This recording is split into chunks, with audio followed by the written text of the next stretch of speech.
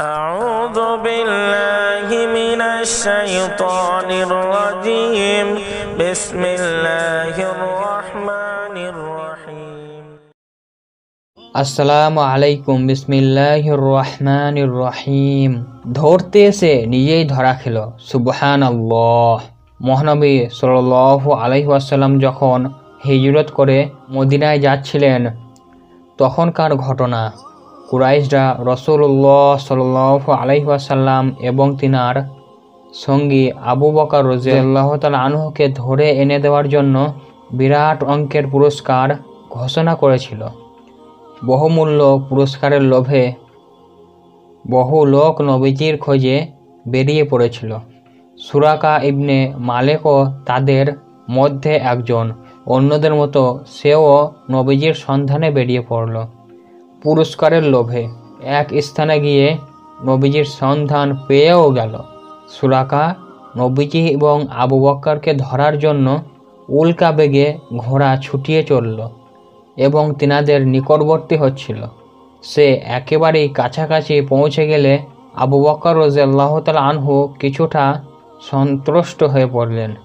হে আল্লাহর রাসূল, আমরা তো ধরা পড়েই গেলাম। নবীজি বললেন, হে আবু বকর, পেরেশান হয়ো না, নিঃসন্দেহে আল্লাহ আমাদের সঙ্গে আছেন।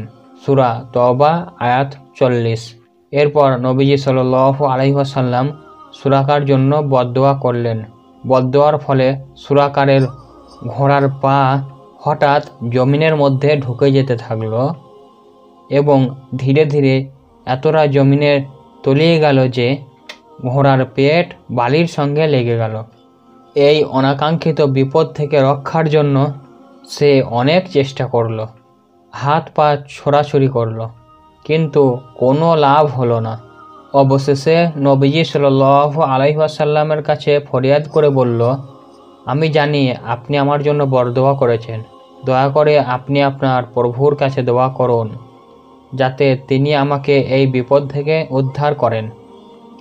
যদি আমি এই বিপদ থেকে রক্ষা পেয়ে যাই তাহলে আমি ওয়াদা দিচ্ছি, আপনাকে কথা দিচ্ছি, এরপর থেকে আপনার উপর আসা বিপদের বিরুদ্ধে আমি দাঁড়াবো।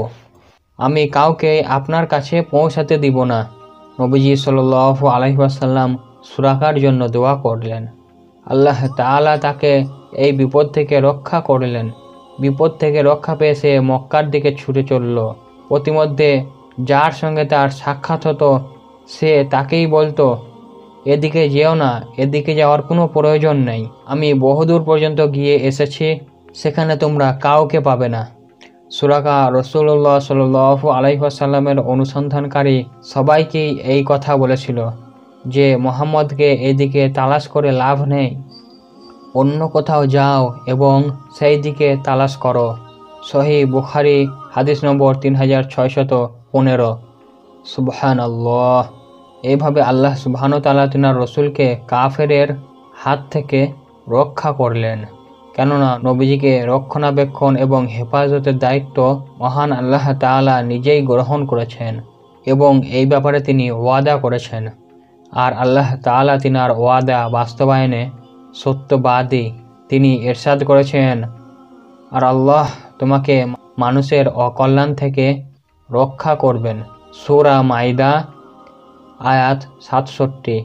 সুরাকা পরবর্তীকালে কোনো এক সময় আবু জাহেলকে লক্ষ্য করে কবিতাগুলো আবৃত্ত করেছিল, যার বাংলা অর্থ দাঁড়ায় আবুল হাকাম।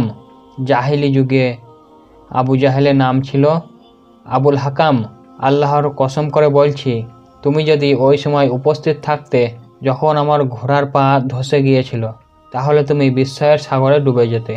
তুমি যদি এই বাস্তবতায় কখনো সন্দেহ না করতে যে মুহাম্মদ সাল্লাল্লাহু আলাইহি ওয়াসাল্লাম নিঃসন্দেহে আল্লাহর সত্য নবী এবং তার প্রমাণও আছে, তাহলে কার এত দুঃসাহস আছে যে তার মোকাবেলায় সামনে দাঁড়াবে? তোমার জন্য করণীয়, তুমি মানুষকে তার পথে কাঁটা বিছাতে বাধা দিবে, কেননা আমি দেখতে পাচ্ছি এমন একদিন অবশ্যই আসবে যেদিন সারা পৃথিবীর সমস্ত কোণায় মুহাম্মদের পতাকা উঠবে। তার সাহায্য এবং বিজয়কে দুনিয়ার কোনো শক্তি বাধা দিতে পারবে না, ইনশাআল্লাহ।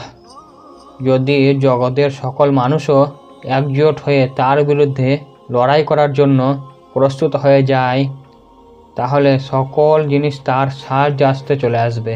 সুরাকা ইবনে মালেক ইবনে জুসুম রাদিয়াল্লাহু তাআলা আনহু ৮ম হিজরিতে মক্কা বিজয়ের সময় মুসলমান হতে গিয়ে বলেছিলেন, লা ইলাহা ইল্লাল্লাহু মুহাম্মাদুর রাসূলুল্লাহ সাল্লাল্লাহু আলাইহি ওয়াসাল্লাম। বলা যায় মহানবী সাল্লাল্লাহু আলাইহি ওয়াসাল্লামকে ধরতে এসে তিনি নিজেই ধরা খেয়ে গেলেন। আর এ ধরা কল্যাণের ধরা, আর এই ধরা খেয়ে একটা কপালপুরা মানুষ হয়ে গেল জান্নাতের বাসিন্দা। সুবহানাল্লাহ।